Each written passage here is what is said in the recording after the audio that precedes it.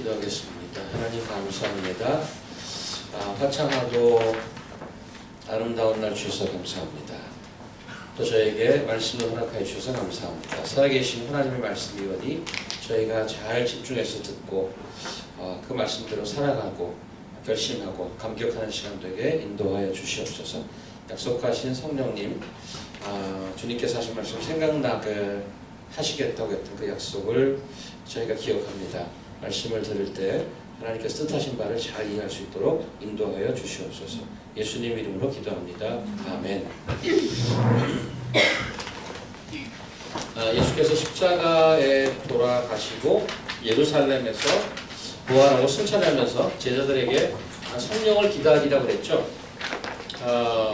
그때 예루살렘에 모여 기도하던 120명의 제자들에게 성령이 내리면서 기독교 교회가 처음 시작되었습니다. 사도들의 놀라운 가르침 그리고 놀라운 기적으로 예루살렘 교회는 급성장해서 메가처치가 되어가고 있었습니다. 교회의 규모와 스케일이 또 사역이 많아지면서 스태프들의 필요성을 느끼고 7명의 집사를 세웠던 것을 저희가 보았습니다. 그 중에 스데반은 성령과 지혜가 충만하여 가장 탁월한 모습을 보였습니다. 예수를 죽였던 무리들이 여전히 유대 사회를 관장하는 집권 세력으로 앉아있는 상태에서 부활하신 예수의 이름을 중심으로 모이는 교회를 예쁘게 볼 리가 없습니다. 급기야 이 유대 집권 세력은 산헤드린을 통해서 스데반의 설교 한 편을 듣고 그를 투석형에 처해버립니다. 스데반의 순교를 기점으로 산헤드린은 예루살렘 교회를 뿌리채 뽑을 계획을 세웠던 것 같습니다. 당국자로부터 체포영장을 손에 쥐어든 사울이라는 청년을 중심으로 크리스찬들을 닥치는 대로 잡아들이기 시작했죠. 이게 지난 8장에서 우리가 보았던 8장 1절에서 4절까지 말씀입니다. 스크린에 좀 올려주시죠. 8장 1절에서 4절을 보시면 사울이 그의 죽임의 당함을 마땅히 여기더라. 그날에 예루살렘에 있는 교회에 큰 핍박이 나서 사도 외에는 다 유대와 사마리아 모든 땅으로 흩어지니라. 경건한 사람들이 스데반을 장사하고 위하여 크게 울더라. 사울이 교회를 장멸할새 각 집에 들어가 남녀를 끌어다가 옥에 넘기니라. 그 흩어진 사람들이 두루 다니며 복음의 말씀을 전하더라. 예루살렘 교회 핍박이 시작되자 교인들이 살 길을 찾아서 흩어지기 시작했는데 방금 4절에 보았듯이 이들은 흩어지면서 복음을 전했다고 기록하고 있습니다. 누가의 렌즈는 지지난 시간 스데반에서부터 빌립으로 옮겨졌습니다. 지난 시간 빌립이 팔레스타인 북부 사마리아 지방에 가서 복음을 전했고 오늘 본문은 빌립이 성령의 인도하심으로 이디오피아 관리에게 복음을 전하는 이야기입니다. 오늘 나눠드린 주보 안쪽에 보시면 가운데 열어보시면 오른쪽에 그림이 하나 나오지 않습니까? 거기 번호가 써 있는데 예루살렘이 1번, 유대가 2번, 그다음 사마리아 저 위로 가면 3번에서 4번, 5번으로 내려왔다가 다시 6, 7번으로 올라갑니다. 그래서 이거는 빌립이 움직이는 동선을 얘기하죠.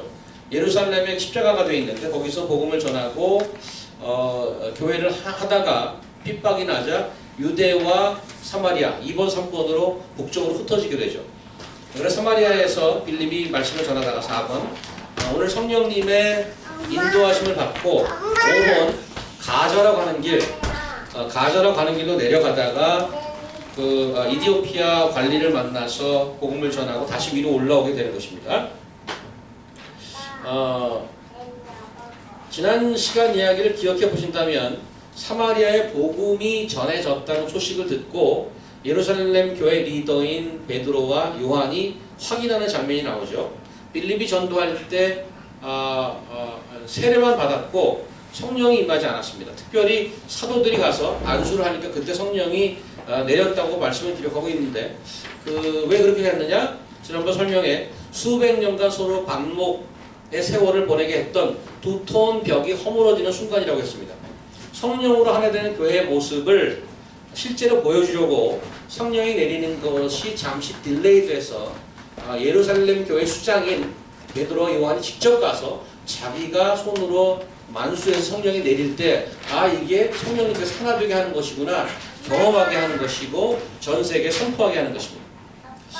빌립이 처음 북쪽 사마리아로 방향을 잡은 것은 유대 당국이 교회를 핍박하자 그런 상황에 반응해서 일단 자리를 피해 자연스럽게 나온 인간적인 모습이었다면 오늘은 분명한 성령의 간섭이 드러나고 있지요. 26절 보시면 주의 사자가 빌립에게 말하여 이르되, 그래서 messenger of the Lord, angel of the Lord가 나오고 29절에 보면 성령이 빌립도로 이르시되 이렇게 나오죠. The Spirit. 이 두 가지를 구별해서 표현하고 있습니다만은 사실은 잘 구별이 안 돼요. 어쨌든 divine guidance라고 할 수 있습니다. 하늘에서부터 성령님이 하셨던 angel of the Lord, 하나님을 사자가셨던 하나님의 간섭을 얘기합니다.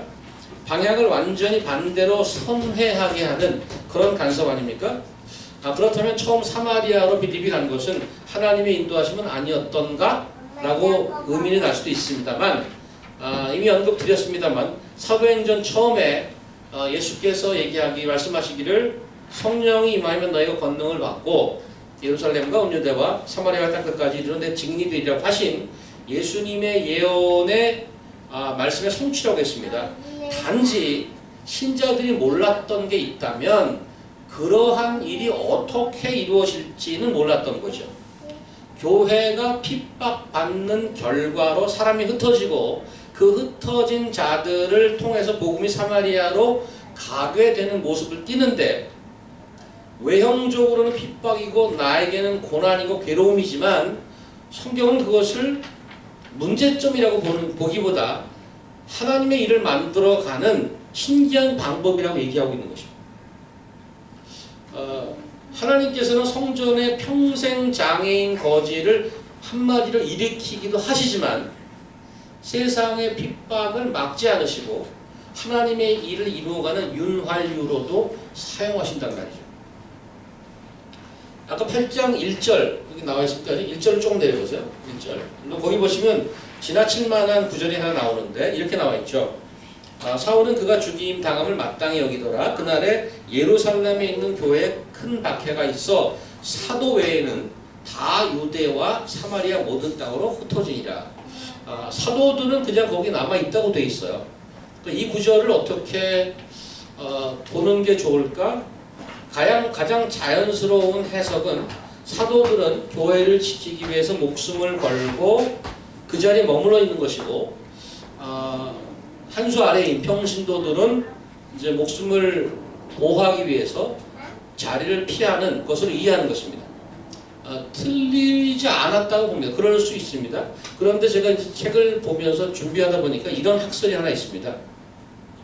당시 산헤드린 예루살렘 교회를 핍박할 때 특별히 외국 출신인 외국인 주들을 타겟으로 삼았다는 견해입니다. 원래 유대에 거주하던 팔레스타인 주들은 놔두고 외국에서 태어나서 오순절을 기점으로 예루살렘에 모여서 교회를 형성하게 했던 그런 말하자면 해외 동포 주들을 타겟으로 했다는 설이죠.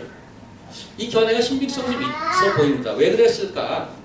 왜 그 사람들이 팔레스타인 주들은 내버려 두고 그 해외 동포 주들을 타겟으로 잡으러 다녔을까? 예루살렘 교회가 성장하자 말씀드렸습니다만 7 집사를 세웠다고 그랬습니다. 근데 그 7 집사는 모두들 해외에서 태어난 2세 주라고 그랬죠. 스티븐, 지금 오늘 나온 필립 이런 이름들은 주이시 이름이 아니에요. 말하자면 주디 신, 피터 박 이런 식이에요. 그래서 해외에 태어난 2세들, 3세들이란 말이죠. 이 외국 주들을 모두 리더로 세워서 문제를 해결하지 않았습니까? 예루살렘 교회 커지자 헬레니스틱 주와 주데익 주가 문제가 생겼는데 이 문제를 해결하는 데 있어서 해외 출신의 주들을 7명을 세워서 그 문제를 해결하는 아주 성숙한 모습을 보였던 거죠. 그 중에 뽑힌 7사람 중에 스테반은 아주 탁월한 티칭에 탁월하고 파워풀하지 않았습니까? 근데 이 스테반이 순교하게 되는 그 계기가 되는 사건이 어디서 있었는가 하면 외국 출신의 주들이 주로 모이는 시나고그 미팅이었습니다. 시나고그에서는 말씀을 서로 나누고 디베이트하고 토론하고 이런 일이 있었는데 그때 스티븐이 거기 가서 2세들이 만나는 그러한 주위시 시나고그에 가서 늘 토론하고 복음을 전했는데 그때 디베이트가 굉장히 치열했다고 되어 있습니다. 그런데 스테반이 얼마나 탁월한 티처였던지 아무도 그를 대적하는 자가 없었다. 이렇게 성경을 기록하고 있어서 그 토론에 졌고 그 생각과 동의하지 않은 자들이 사내들인에 찔렀습니다.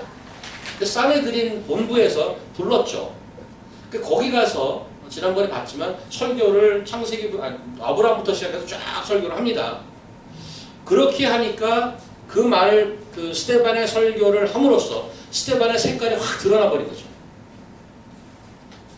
근데 그 설교 내용이 뭐였어요? 유대 종교 지도자들이 가장 싫어하는 내용이었습니다. 그들이 죽인 예수님이 부활하고 승천하여 지금 온 천하를 다스리는 왕이다. 하나님이 무슨 성전에 가두어서 계시는 분이 아니다. 너희는 이 예수 앞에 나서 무릎 꿇고 왕으로 섬겨야 된다. 이런 말을 한 거죠.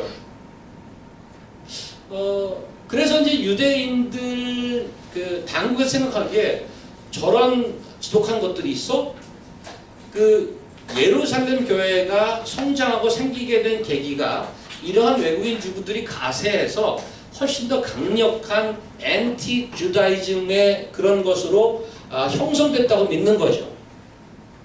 그래서 이 외국 주들을 예루살렘 교회에서 쫓아내면 기독교의 성장 동력을 끊는 것으로 생각했을 거란 말입니다. 실제로 교회가 핍박을 받던 그 시점 이후에 예루살렘 교회는 완전히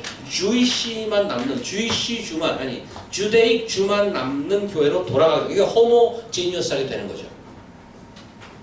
나중에 사도행전 이야기를 보면 이렇게 방향이 약간 선회된 구성원들이 다시 호모지니어스에 변한 그 교회가 어떤 경향이 벌이냐면 유대교 전통을 자꾸 가려는 경향이 생깁니다. 그 중에 한 예가 할 일을 강조하는 거죠.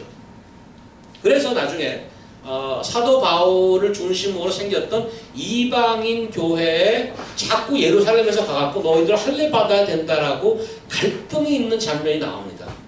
그런 것을 보면 지금 이 핍박을 받으면서 주이시 해외에서 태어난 그런 주들이 다 쫓겨났을 가능성이 맞는 학설 같다는 생각이 듭니다. 어쨌든 간에 예루살렘의 포인트가 뭔가 하면, 지금 얘기하고자 포인트가 뭔가 하면, 예루살렘에 모였던 헬레니스틱 주들, 스테반의 순교를 필두로 해서 오늘 본문에 등장하는 빌립 같은 자들이 예루살렘으로부터 흩어지면서 이방을 전도하는 대표 주자로 등장하고 있다는 점이죠. 여러분들은 그래서 어쩌자는 건데 이런 질문을 할 수 있는데 그 포인트를 이렇게 이런 거죠. 여기에 어떤 시그니피컨스가 있다는 말을 드리고 싶은 겁니다. 사실 베드로는 예루살렘 교회 담임 목사님 끝까지 교회를 떠나지 않았습니다. 그런데 이방 선교라는 대사명, 예수께서 마태복음 28장에 얘기했던 그 대사명, 그 큰 일을 해외에서 태어난 주이시 2세, 3세들이 담당하더란 말이죠. 이제 곧 등장할 것입니다만은 기독교 전파의 가장 핵심 인물이 되는 바울이 어디서 태어난지 아세요? 바울의 출신지.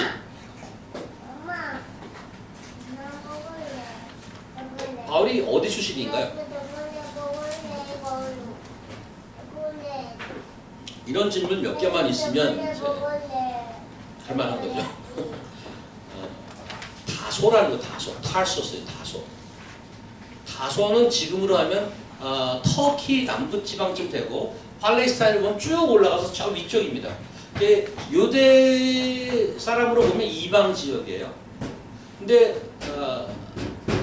아시는 분도 계시겠지만 다소에 태어난 바울이, 해외에 태어난 바울이 헬레니스틱 문화를 접하다가 그 부모의 강력한 유대교 전통으로 말미암아서 어디로? 예루살렘으로, 누구 밑에? 가말리알 제사장 밑으로 유대교를 배우러 오는 거예요. 유학파인 거예요, 말하자면. 유학파. 해외에서 태어나서 유대교를 배우러 온. 자, 여기서 무엇을 생각해 보아야 하나? 지금 여러분과 제가 어찌됐든 whatever happens, we are in the New York City. 미국이라는 나라에 발을 딛고 매일 호흡하면서 살아가고 있다는 사실이죠. 미국에서 공부하고 somehow 일하고 지금 맨하탄에 어쨌든 살고 있고 이런 사실인데 이런 것과 오늘 본문에 어떤 연관성이 없겠느냐고 제가 얘기하는 거예요. 여러분은 저랑은 전혀 연결이 안 되는 얘기인데요. 근데 저는 계속 이 말씀을 보면서 우리의 삶을 엮고 싶은 건데 그렇게 생각이 돼요. 그렇게 엮으면 안 되나요?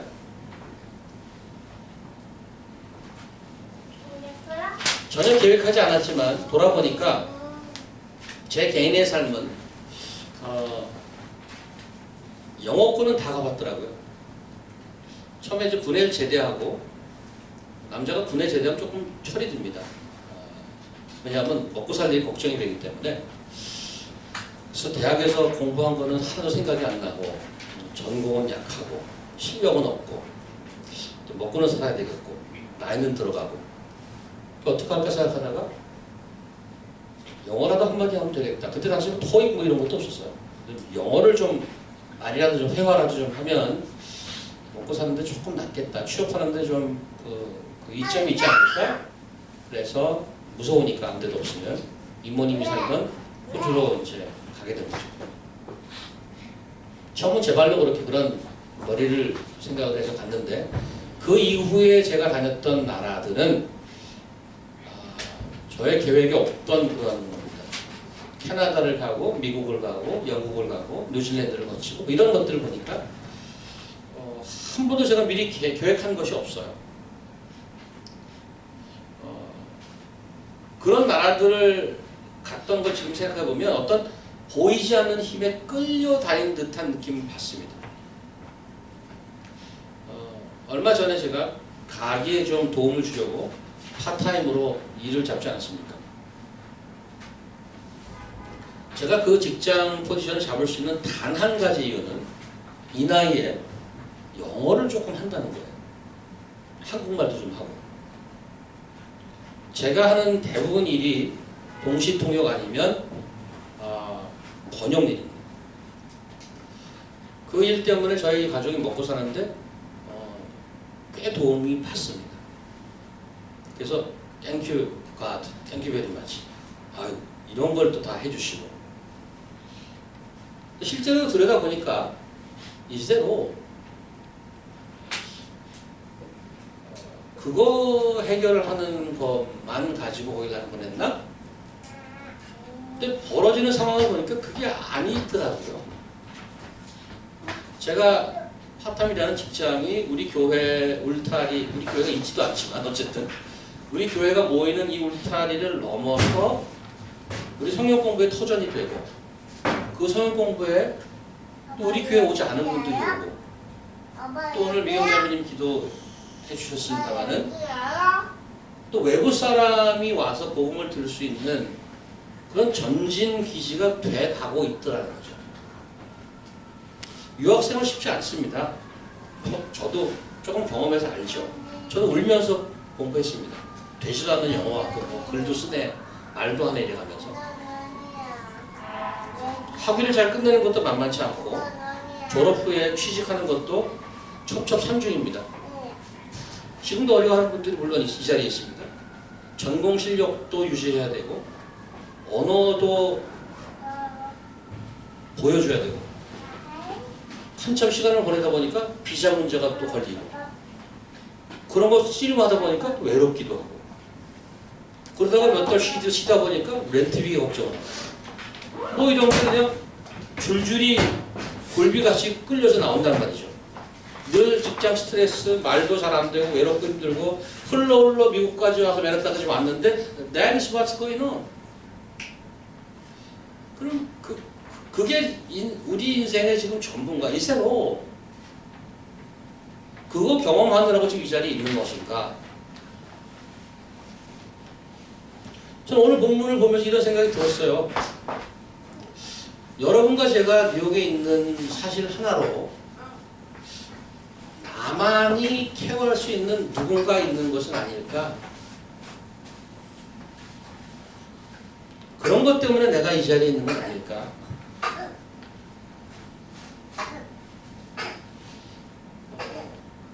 그런 생각을 해보셨나 모르겠습니다.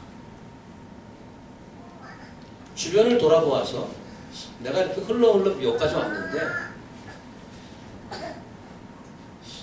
내가 여기 누굴 만나려고 여기 왔나? 나 같은 사람의 한마디를 듣고 살아날 사람이 있는가? 아니면 그딴 소리 처음 들어보십니까? 빌립은 동료인 스데반이 끔찍한 죽임을 당한 것을 보게 되었고 맘 먹고 정착하려고 그랬던 예루살렘에서 자신도 쫓겨나는 신세가 되었습니다. 성경은 기록하고 있지 않는 게 좀 문제인데 그 입에서 원망 한마디가 없어요. 했는지도 모르겠습니다. 뭐야 이거? 그런데 성경은 뭘 기록하냐 하면 흩어지면서 복음을 전했다고 되어 있습니다. 또 자기는 북쪽으로 향하고 있는데 그냥 지나가는 여행객 만나라고 하나님께서 거길 보내십니다. 길이 짧지도 않아요. 저기 북에서 저 밑으로 내려와야 돼요. 그 먼 길을 돌아가게 했을까? 이디오피아 관리를 한번 들여다보십시다. 이 사람은 예루살렘에 왔다고 되어 있는데 무슨 브라질 삼박 축제나 뭐 뉴올리언즈 재즈 축제에 가듯이 예루살렘에 온 게 아닙니다. 27절에 보시면 일어나 가서 보니 에디오피아 사람 곧 에디오피아 여왕 간다게의 모든 국고를 맡은 관리인 내시가 예배하러 예루살렘에 왔다 되어 있습니다. 예배하러. 직업이 뭐라고요? 국고를 맡은 내시라고 되어 있습니다. 신명기 23장 한번 가볼까요? 신명기 23장 1절. 여기 보면 신랑이 상한 자나 신을 베인 자는 여호와의 총회에 들어오지 못하리라. 이거 한자어로 좀 써줘야 되는데 한자 써줘도 한자를 모르겠죠. 이거는 그 남성의 그 부분을 지칭하는 것입니다. 신랑이 상한 자나 신을 베인 자는 여호와의 총회에 들어오지 못하리라. 이 나라의 국고를 맡고 있던 이디오피아 내시는 한가한 사람이 아닙니다. 그 몸의 그런 핸디캡 때문에 예루살렘에 와봐야 그 본당에 들어가지 못합니다. 우리 사람이 아프리카에서 왔기 때문에 색깔이 흑인이었을 겁니다.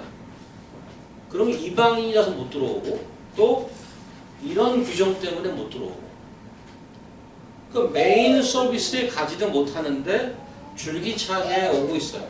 뭐 이게 지금 한 번 온 건지 계속 온 건지는 잘 모르겠어요. 제가 그 동사까지 좀 리서치를 못해갖고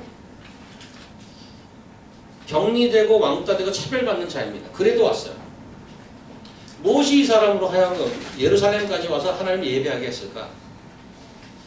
이디오피아 관리는 우리 그냥 세상적인 관점에서 그냥 보면 나름 성공한 사람이라고 할 수 있습니다. 국가 기획경제부 재정 담당쯤이라고 얘기해 줄 수 있습니다.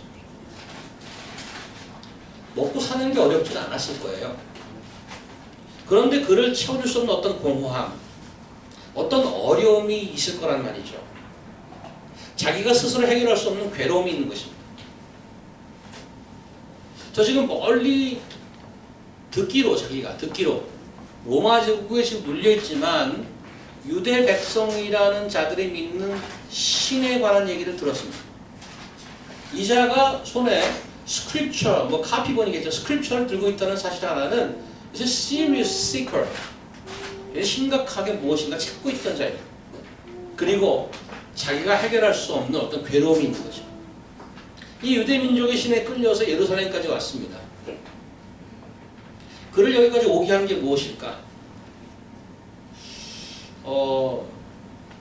이거는 100% 확인된 건 성경에 나와 있지는 않지만 그냥 정황상으로 보아서 이 사람이 이사야서를 읽고 있었고 다른 이사야서를 한번 볼까요? 그 근처에 있는 여기 성경에 기록되어 있는 이 사람이 보고 있는 이사야서가 53장인데 요건 56장입니다. 56장에 이런 얘기가 돼 있어요. 여호와께 연합한 이방인은 여호와께서 나를 그 백성 중에 반드시 갈라내시리라 말하지 말라. 그러니까 이방이 있는데 이방 우리는 안 돼. 우리는 다 갈라내실 거야. 그렇게 얘기하지 말래. 그러지 말라 그러고 고자도 나는 dry tree야. 나는 뭐 씨도 뭐 없이 나는 여기 그냥 이 땅에서 그냥 포기한 자야. 이렇게 말하지 말래. 여호와께서 이같이 말씀하시기를 나의 안식일을 지키며 나를 기뻐하는 일을 선택하며 나의 언약을 굳게 잡는 고자들에게든 내가 내 집에서 내 성 안에서 자녀보다 나은 기념물과 이름을 주며 영영한 이름을 주어 끊치지 않게 할 것이라. 무슨 말인가 하면 이 이사야는 이방 하나님께서 유대 백성의 하나님만 아니고 온 민족 전 우주의 하나님이라는 것을 그 비전을 이미 쓰고 있습니다. 이 에디오피언 내시가 성경을 보다가 이런 구조를 분명히 접하지 않았을까? 거기에 무슨 소망이 있지 않았을까? 우주를 다스리는 하나님이 나 같은 자도 포기하지 아니하고 나 같은 자에도 소망을 준 하나님은 무엇인가 있을 것이다. 하나님은 99마리 양이 있지만 잃어버린 한 마리 양을 포기하지 않으시는 하나님. 늘 잃어버린 자에 관심이 있습니다. 사실 여러분과 제가 이 자리에 앉아있다는 사실 하나도 그런 하나님의 간섭하심이 있는 결과입니다. Otherwise, you're still lost. 하나님은 갈 길이 바쁜 빌립을 이 사람에게 보내는 것입니다. 이 사람에게.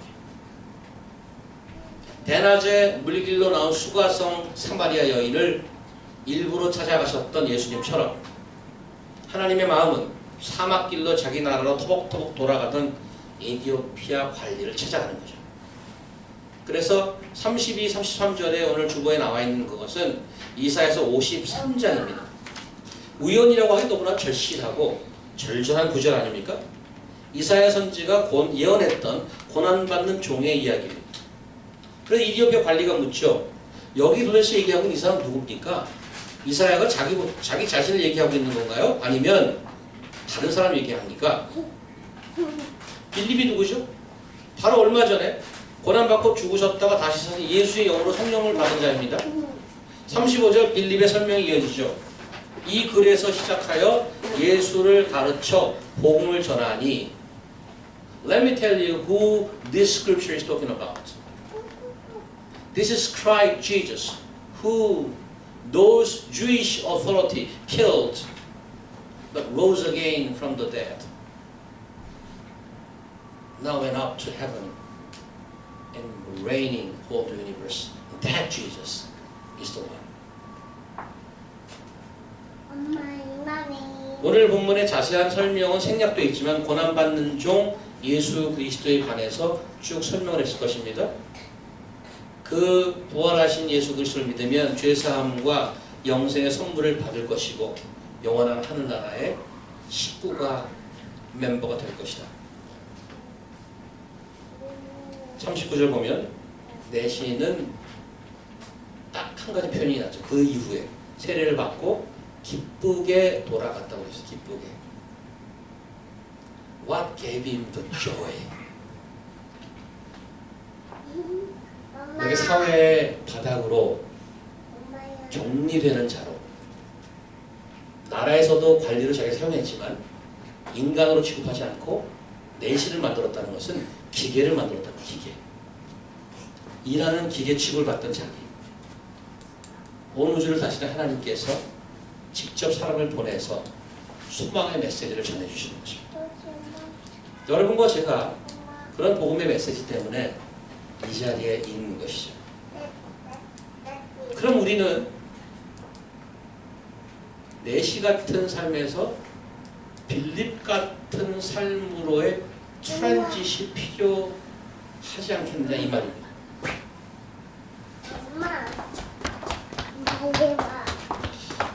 여러분이 여러분이 믿음이 있으신 분이라면 과거에 미국까지 올 때 나름 기도 엄청 하셨을 것입니다. 하나님 이를 위해서 이렇게 사인을 주십시오. 그러면 제가 가도록 하겠습니다. 그래서 뭐가 열리고 뭐가 열려서 여기까지 온 것이죠.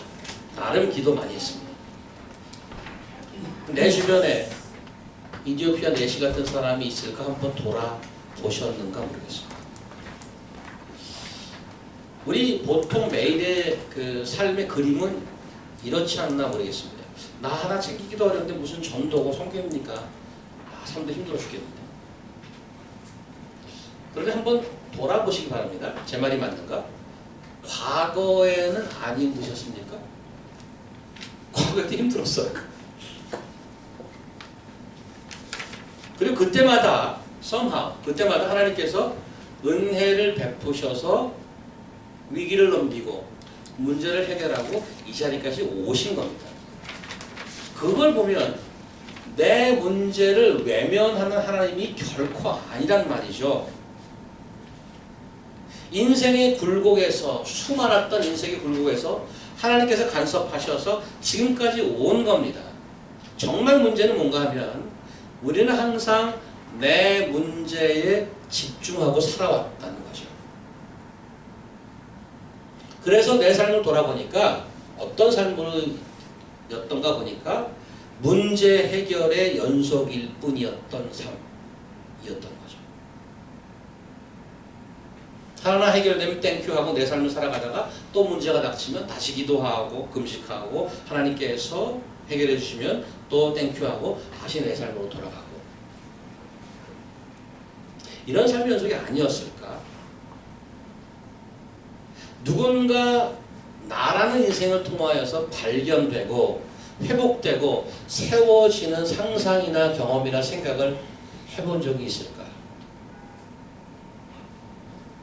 그런 의미에서 성령의 음성, 내가 다음 달에 어느 학교를 갈까 말까 성령께서 음성을 들려주세요. 그런 거 말고 내가 이쪽에 투자를 해야 되냐 말아야 되냐 그런 거 말고 내 주변을 서성거리고 있는 수많은 사람들이 내 대답을 기다리고 있는 것이 아닌가. 그런 의미에서 성령의 음성을 나한테 들려주지 않는가. 예루살렘 교회는 시작부터 사실 문제의 연속이었죠. 그런데 예루살렘 교회의 특징이 뭔가 하면 거기에 머물러 있지 않았다는 것입니다. 그 자들의 그 의지랑 상관없이 하나님께서는 드라이브를 거셨어요. 신실한 교회 리더가 순교하고 온 교인들이 자신의 교회와 터전에서부터 쫓겨나는 삶이 송두리째 흔들리는 위기의 삶이었지만 도망 다니면서도 복음을 전한 믿겨지기 힘든 그런 일들을 했던 겁니다. 요즘 표현으로 미친 거죠. 그래서 무슨 월급이 나오나요? 무슨 상을 줍니까? 저는 이게 복음의 역설이라고 믿어 싶지 않습니다. 나는 언제 죽을지 모르지만 이 복음이 현재 나를 지탱해주는 생명줄이다. 내 지금 모습은 초라하고 위기에 매이지만 당신들도 나처럼 이 복음이 있어야 진짜의 삶을 사는 것이다. 도망하면서 그 얘기를 전했어요. 그러면 일반적으로 야 너나 잘 살아 그러는 거죠. 근데 그 복음의 말씀을 듣고 믿는 사람이 생겼단 말이죠. 질문이 올라오죠. 아니 지금 내 삶 하나 챙기기가 어렵다니까. 그럼 저는 다시 이런 질문을 드리고 싶습니다. 안 그러셨던 적이 있느냐고. 늘 그래왔거든요. 이제는 그 피셔 서클에서 한 발짝 나오시라고 제가 도전하는 거죠. 멀리서 매년 소망을 발견하기 위해서 올라왔던 이디오피아 관리. 그가 말씀을 때리고 질문했어요. 이 말씀을 알아는 자가 누구냐? 이거 누구 얘기하는 겁니까? 빌립이 대답해 주었습니다. 그리고 그가 기뻐했습니다. 전 여러분의 삶을 주변을 돌아보시고 여러분의 삶 주변을 서성거리는 자들이 있는지 어떤 삶의 고민을 들고 올까 말까. 저 친구 교회 다닌다는데 난 이런 게 궁금한데 이걸 질문할까 말까. 대답할 준비가 되어 있습니까? 현재 여러분의 삶의 위치, 살아가는 이유 한번 생각해 보실 수 있기 바랍니다. 나는 왜 뉴욕에 와 있는가? 나는 왜 맨하탄에 있는가? 그리고 용기를 내실 수 있기 바랍니다. 여러분의 주변을 돌아보아서 용기 있게 던지는 여러분의 한마디가 그 사람을 살릴 수 있습니다. 오늘 본문 말씀이 여호와 하나님께서 우리를 향한 속삭임이 아니라 외침이라는 것을 잊지 말기 바랍니다. 기도하겠습니다. 하나님 감사합니다. 모든 조건이 다 되고 주위가 다 평안해서 그러고 나서 하나님의 명령을 듣는 귀가 생기는 것이 아니고 내가 어찌할 수 없는 어려움과 위기 속에서 하나님의 음성을 들었던 빌립이 있고 하나님께서는 그런 능력이 없어서 그 어려움을 막지 않으시는 것이 아니고 그런 세상의 현상을 뛰어넘는 초월의 하나님임을 보여주셨음을 감사합니다. 저희가 살아가면서 현실적으로 어려운 것은 facts 맞습니다. 하지만 우리는 그 모든 것을 뛰어넘어서 뜻을 이루어낼 수 있는 아버지의 자녀임을 기억하게 도와주시옵소서. 예수님 이름으로 기도합니다. 아멘.